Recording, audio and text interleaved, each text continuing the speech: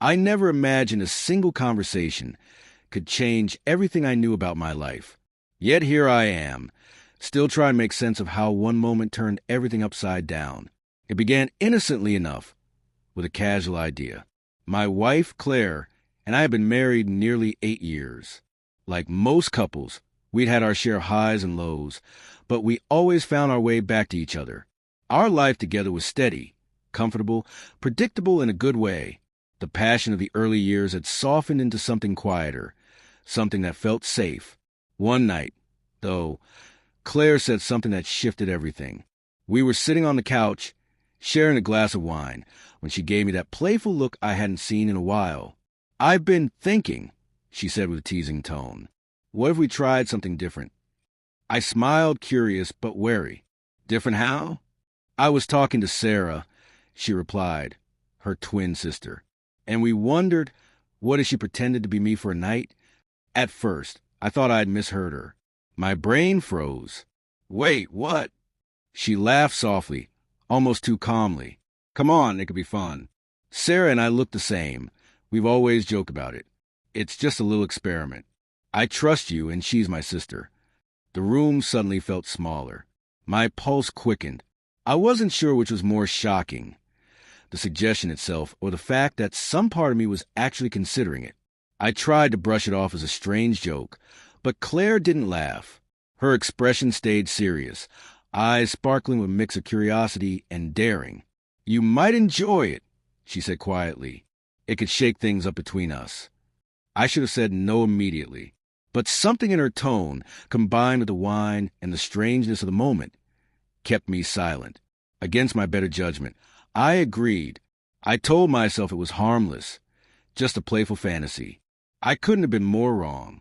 That night, Sarah came over for dinner, just like she often did. Claire told me she'd be out with friends for the evening, so it was just Sarah and me. But this time, something was different. Sarah was wearing Claire's clothes. Her gestures, her laugh, even the way she sat, it was uncanny. It was Claire, but not. We sat together watching a movie, and the air between us grew heavy. I could feel the tension, the unspoken awareness of what was happening. Every time I glanced her way, she caught my eye and smiled, a knowing, mischievous smile that made my heart race. After a while, she said softly, "You and Claire are always so open about things. This is just for fun, right?" I nodded, though every part of me screamed that this was crossing a line. And yet, I didn't stop it. When she leaned closer, I didn't pull away. The moment felt dreamlike, unreal, wrong in every possible way, but charged with something I couldn't define. We kissed. The world blurred. I stopped thinking altogether. It wasn't just about attraction. It was a forbidden thrill, the danger of doing something that couldn't be undone. What started as a game turned into something raw and real. By the time Claire returned the next morning, I was sick with guilt. I couldn't even look her in the eyes. She didn't ask questions, but she didn't need to. There was something in her expression that told me she already knew. For days, the air between us felt different, heavy with silence and unspoken truths. Every glance, every pause carried a weight neither of us could bear. When I saw Sarah again, all I felt was a mix of shame and confusion. Eventually, Claire confronted me. Her words were quiet, sharp, deliberate. "Did you enjoy it?" she asked. "Did you want it to happen?" I didn't know how to answer. There were no words that could explain the chaos inside me, the guilt, the regret, the strange emptiness that followed.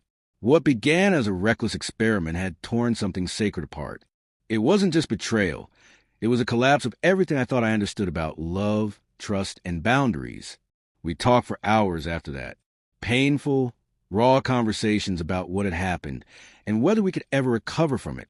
But deep down, I knew we couldn't go back. Something fundamental had broken. Claire had opened a door neither of us could close, and I had stepped through it. What remained between us was fragile, haunted by a night that never should have happened. As I lay awake later, staring at the ceiling, I understood one thing with brutal clarity. Some boundaries exist for a reason, and once you cross them, nothing will ever be the same again.